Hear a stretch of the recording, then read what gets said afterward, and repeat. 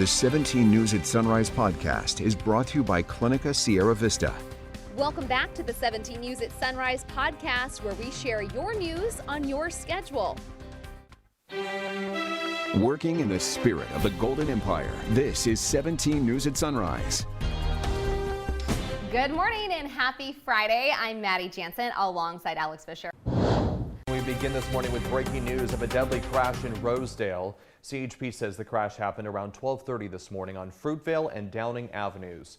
We know at least one person died in the crash. Traffic is no longer impacted.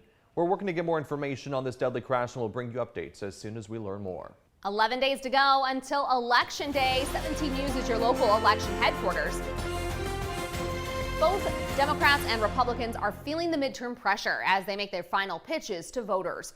President Biden's focused on bright spots in the economy, claiming Republicans would make it worse, while the GOP is hammering home a message that Democrats are to blame for inflation.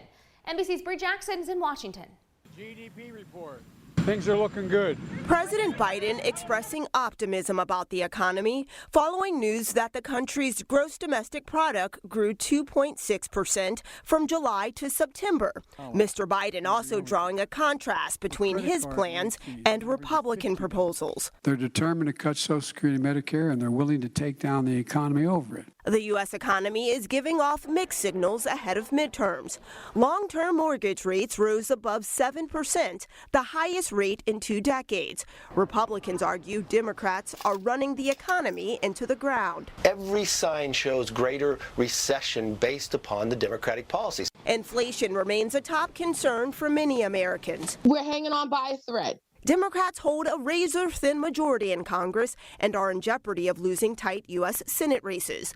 In Pennsylvania, Democrat John Fetterman is recovering from a stroke and a rocky debate performance against Republican Mehmet Oz. By January, I would be much better, but Oz will still be a fraud. Pennsylvania deserves better than Fetterman. President Biden hopes campaigning on the road gives his party a boost. Democrats crossing their fingers that high early voter turnout is a positive sign. Republicans pointing to things like high costs for groceries and gas, saying Democrats should pay the price on Election Day. Former President Barack Obama holds a rally in Georgia today before heading to other key battleground states, including Nevada and Pennsylvania, which are prime targets for Republicans as they look to try to gain control of the U.S. Senate. In Washington, I'm Bree Jackson for NBC News. Back here at home in your court watch, a woman charged with murder in a December crash that killed 2 siblings won't stand trial until next year. The trial for 47-year-old Lisa Kaur, which had been scheduled for next month, was postponed to February. Kaur was allegedly under the influence of prescription medications when her car went over the sidewalk on Panama Lane and Hammond Way, killing siblings J.J. Malone and Kaylee Brown. If convicted, Kaur faces a life term in prison. Now to news from just outside Kern County. 2 people were stabbed to death outside a shopping center in Palmdale yesterday. It happened around noon at the Kohl's. Authorities say a man and a woman were killed in the stabbing. It is still unclear whether the suspect has been taken into custody or if the stabbing was a random attack.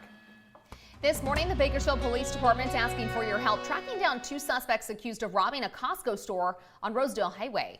The robbery happened in April. BPD says the suspects, a man and a woman, got away with alcoholic beverages, but officials say employees tried to stop the suspects and one suffered major injuries while doing so. According to police, the pair took off in a gray 2007 BMW. Anyone with information is urged to call BPD at 327-7111. 4, 3, 2, 1. Engines full power. And liftoff. Go Starlink. Go Falcon 9. Go Starlink. SpaceX launched a Falcon 9 rocket carrying Starlink satellites last night from Vandenberg Space Force Base. And you in Kern County were probably able to see it, especially after the sun set. 53 Starlink satellites were sent into low Earth orbit following stage separation. The first stage landed on the Of Course I Still Love You drone ship that's stationed in the Pacific Ocean. Elon Musk and SpaceX have recently asked the U.S. Defense Department to take over funding of his Starlink satellite network because it has helped Ukraine fight Russia. 5:07 now, and new data out shows that California's first in the nation earthquake warning system is a growing success. The MyShake app on Tuesday notified 2.2 million people in the Bay Area of a 5.1 earthquake that struck just before noon. People near the location received emergency notifications up to 19 seconds before shaking started. As of today, more than 2 million users have downloaded California's MyShake app, with 108,000 new downloads in a single day. The warning system was implemented by Governor Gavin Newsom to better protect the state. There were no reports of any significant damage or injuries related to the Bay Area earthquake. And Kern County has a message for Governor Gavin Newsom, at least the ag and oil industries do. With the help of Assemblyman Vince Fong, they laid it out at the California Forward Economic Summit at the Bakersfield Marriott yesterday. And 17's Robert Price was there. Leaders of industry and innovation from across the state are in town for the annual two-day California Forward Economic Summit at the Marriott Hotel. Water, housing, broadband, and much more were on the day one schedule, even a little entertainment. But right at the top of the list, energy, specifically Kern County's role in future production.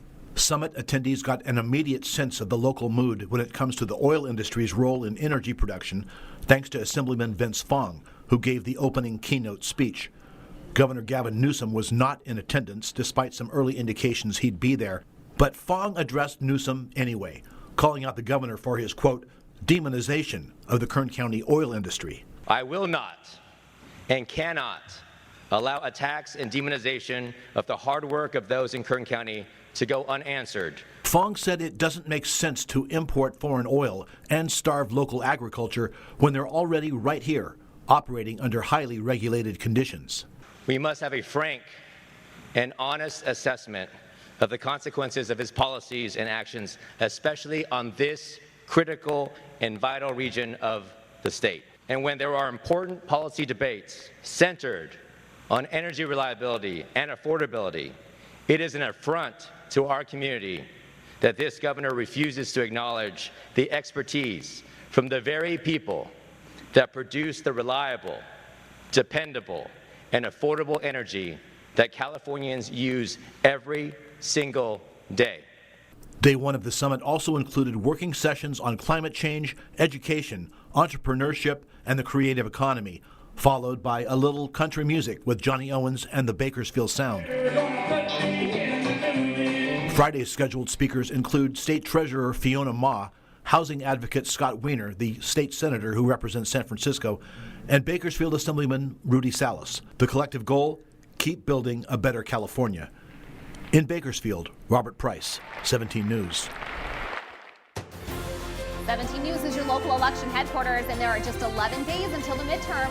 And this morning, an apology from the county elections office after officials made a printing mistake on a Tehachapi ballot measure. Measure X is a proposition asking voters to approve a new 30-year lease between Adventist Health and the Tehachapi Valley Healthcare District. A yes vote ensures that Adventist Health will construct a new outpatient pavilion to provide primary care services, dentistry, and behavioral health care. But the elections office says it mistakenly labeled Measure X as a bond. The problem is not so much with the question on Measure X. The problem's with the boxes where the voters are to answer, and it says bond yes or bond no. Measure X is not a bond. Adventist Health, along with philanthropic dollars, will be taking on the cost of the build out for the 10,000 square foot outpatient pavilion. So this will come at no cost to the taxpayer. Meantime, election integrity remains one of the top concerns for voters across the country and here at home. And the Department of Justice appointed a district election officer to oversee the handling of complaints of election fraud and voting rights abuses.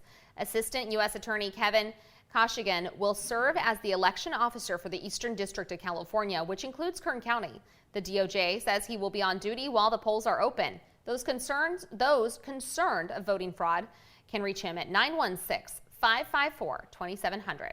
Meantime, our next and final debate is coming up next week. The three candidates running for the Bakersfield City Council Ward 7 seat will be here in our studios for a live debate Thursday, November 3rd at 7 p.m. Facing off will be Tim Collins, Raj Gill, and Manpreet Kaur. If you have a question you would like us to ask the candidates, you can send us an email at 17news@kget.com and type "question for the candidates" in the subject line.